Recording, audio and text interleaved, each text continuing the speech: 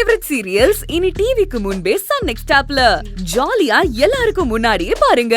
இப்பவே Sun next ஆப்பை download பண்ணி சப்ஸ்கிரைப் பண்ணுங்க.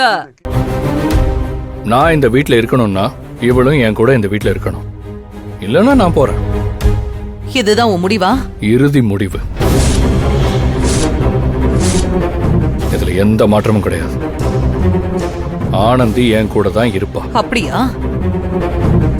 சரி, 2 பேரும் சந்தோஷமா இங்க தங்கிக்கோங்க.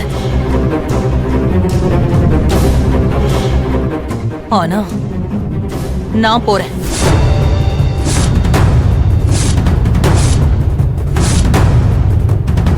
ஐயோ, அத்தை சொன்னா கேளுங்க. அம்மா, ஐயோ, அத்தை சொன்னா கேளுங்க. இரு ஆனந்தி, அவங்க எங்கேயும் போக மாட்டாங்க. நீ தேவையில்லாம டென்ஷன் ஆகாத.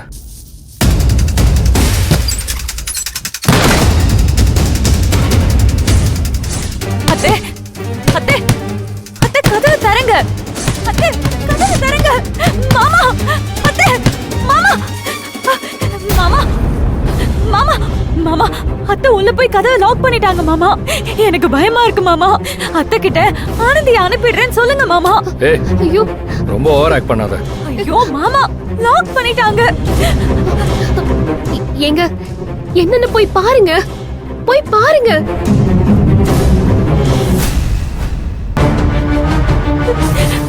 அத்தை, அம்மா, அத்தை, அம்மா, அம்மா கதவை திறமா. அம்மா கதவை தரமா, கதவை தரங்க. அத்தை, அத்தை, ஐயோ, கதவை திறமா. என்னடா போறேன்னு சொன்னதும் வீட்டை விட்டு போறேன்னு நினைச்சியா? இந்த தடவை வீட்டை விட்டு இல்லடா, இந்த உலகத்தை விட்டே போறேன். ஐயோ, அத்தை, முதல்ல கதவை திறங்க. கதவை திறங்க. எப்ப அவளை நீ இந்த வீட்டுக்குள்ள கூட்டிட்டு வந்துட்டியோ அப்பவே நான் இங்க இருக்கிறதுல எந்த அர்த்தமும் இல்ல. உங்க அப்பா இருக்கிற இடத்துக்கே நானும் போறேன். ஐயோ, அம்மா, நீ கதவை திறமா முதல்ல. நீ திறங்க. கதவை திறங்க. அம்மா, அத்தை, அத்தை, அம்மா சொல்றேன் கேளுமா. அம்மா, அத்தை, அம்மா கதவை திறமா. அத்தை, சொல்லு. அம்மா, கேளுமா. கதவை திறங்க.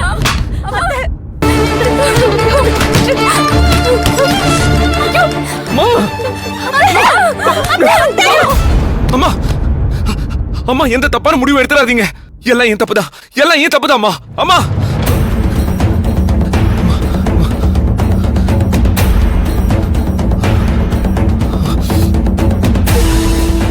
oh my God, எல்லாம் எல்லாம் கனவா?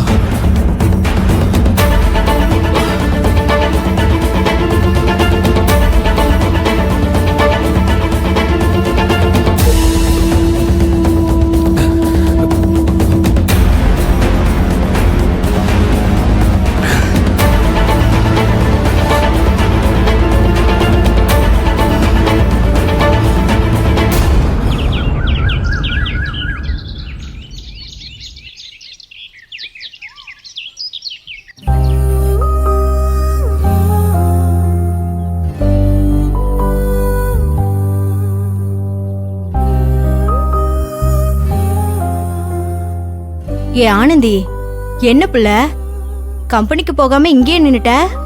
அப்படி என்ன யோசனை உனக்கு? என்னால பல பேரோட வாழ்க்கையில நிறைய பிரச்சனை வருது. தேவையில்லாம மகேஷ் சார் வாழ்க்கையிலயும் என்னால பிரச்சனை வந்திருக்கு. மித்ரா பேசிட்டு போனதை யோசிச்சுட்டு இருக்கிறியாக்கும்? ஆமாக்கா, நேத்து ஏதோ நீ கோவப்பட்டு சண்டை போட்டுற கூடாதுங்கிறதுக்காக ஏதோ உன்னை சமாளிக்கணுங்கிறதுக்காக பேசிட்டு போனா, அத போய் இம்புட்டு காலையில யோசிச்சு புலம்பிட்டு இருக்கிறவ போ புள்ள, வேலைக்கு போற வழிய பாரு. இல்லக்கா, மித்ரா எதுக்காக வேணாலும் சொல்லிருக்கட்டும். ஆனா மித்ராக்குள்ளேயும் ஒரு ஏக்கம் இருக்குல்ல. அவளும் ஒரு பொண்ணு தானக்கா. மகேஷ் சார கட்டிக்க எம்புட்டோ போராடி இப்பதே அவங்க அம்மா மூலமா அத பேசி ஒரு முடிவுக்கு வந்திருக்காங்க. மகேஷ் சாரும் சம்மதம் சொல்லிருக்காரு. மகேஷ் சார் எல்லாத்தையும் மறந்துட்டு அவர் வாழ்க்கைய பாக்கணும்னா மித்ரா சொன்ன மாதிரி அவங்க 2 பேருக்கும் கல்யாணம் நடந்தாதே உண்டு. இல்லனா எந்நேரமும் என்னைய பத்திதான் யோசிச்சுட்டு இருப்பாரு. மித்ரா ஆசைப்பட்ட மாதிரி அவ வாழ்க்கை கைகூடி வர நேரத்துல இப்ப நான்தே தேவையில்லாம அவசரப்பட்டு நேத்து மகேஷாருக்கு போன் போட்டு ரகு பொண்டாட்டி கிட்ட கேஸ வாபஸ் வாங்க சொல்றாங்க மித்ரான்னு சொல்லி மித்ரா மேல அவருக்கு இந்த நல்ல அபிப்பிராயத்தை நானே கெடுத்து விட்டுட்டேன்க்கா. அதே அவர் மித்ராவை புடிச்சு சத்தம் போட்டிருக்காரு. இப்ப இப்ப அதனால அவங்க கல்யாணத்துக்கு ஏதாவது பிரச்சனை வந்துருமோன்னு எனக்கு பயமா இருக்குதுக்கா. இங்க பாரு புள்ள, நீ 1000 சொன்னாலும் சரி, மித்ரா பண்ணது தப்புதான். அவ வாழ்க்கை பாலா போயிருமேன்னு இம்புட்டு புலம்பிட்டு இருக்கியே, அந்த ரகுவை புடிச்சாதான் உன் வாழ்க்கைக்கு ஒரு விடுவு கிடைக்கும்னு அவ யோசிச்சாளா? யோசிச்சிருந்தா இப்படி ஒரு காரியத்தை பண்ணிருக்க மாட்டாள்ல. அதுக்குதான் காரணத்தை சொல்லிட்டாங்கல்ல, இன்னும் அதையே பேசிட்டு இருந்தா எப்படி? இப்ப என்ன புள்ள உனக்கு? மகேஷ் சாருக்கு மித்ரா மேல இருக்கிற அபிப்பிராயம் மாறணும், அம்பிட்டு தானே? அவர் எந்த மனநிலையில இருந்தாலும் சரி, நீ எடுத்து சொன்னா அவர் கேட்டுப்பாரு. நீ தான் கம்பெனிக்கு கிளம்பிட்டல்ல, அங்க போய் மகேஷ் சார் கிட்ட பேசு. மித்ராவை பத்தி உன் மனசுல என்னெல்லாம் நல்ல விதம் தோணுதோ அது எல்லாத்தையும் சொல்லு, அவர் புரிஞ்சுப்பாரு. இல்லக்கா, இத கம்பெனில வச்சு பேசக்கூடாது, அது சரிப்பட்டு வராது. அப்ப இப்பவே போனை போட்டு பேசு. இதுவும் நல்ல யோசனைதே. சரி, நான் இப்பவே பேசு.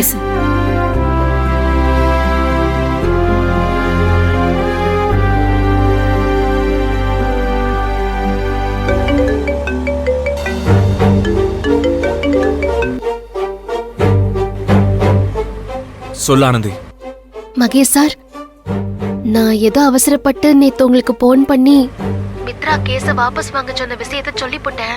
அதுக்கு பிறகுதே மித்ரா கிட்ட பேசினேன். மித்ரா ஏன் பிரச்சனையால கம்பெனிக்கு எதுவும் பிரச்சனை ஆயிடக்கூடாதுங்கிற நல்ல எண்ணத்துலதே அப்படி செஞ்சிருக்காங்க. அப்படி மித்ரா உன்கிட்ட சொன்னா நீ உடனே நம்பிருவியா? இல்ல சார், அவங்க ரொம்ப வருத்தப்பட்டு பேசினாங்க. நீங்க அவங்கள தப்பா நினைச்சிடாதீங்க. மித்ரா நீங்க நினைக்கிற மாதிரி பழைய மித்ரா இல்ல சார். இப்ப அவங்க எது பண்ணாலும் நல்லா யோசிச்சுதே பண்றாங்க. அவங்க இடத்துல இருந்து பாக்கும்போது அவங்க பயம் நியாயமானதுதே சார். அவங்க மேல கோவப்படாம நீங்க அவங்கள மன்னிச்சிருங்க சார்.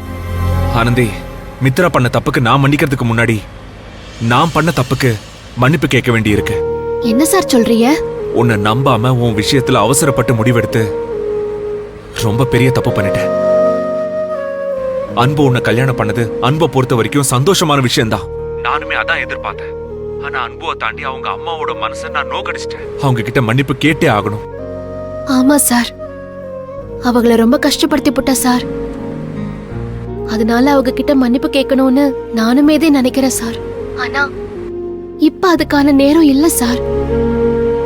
அவங்க கிட்ட போய் மன்னிப்பு கேட்டாலும் அவங்க மன்னிக்கிற நிலைமையில இருக்க மாட்டாங்கன்னு எனக்கு நல்லா தெரியும்.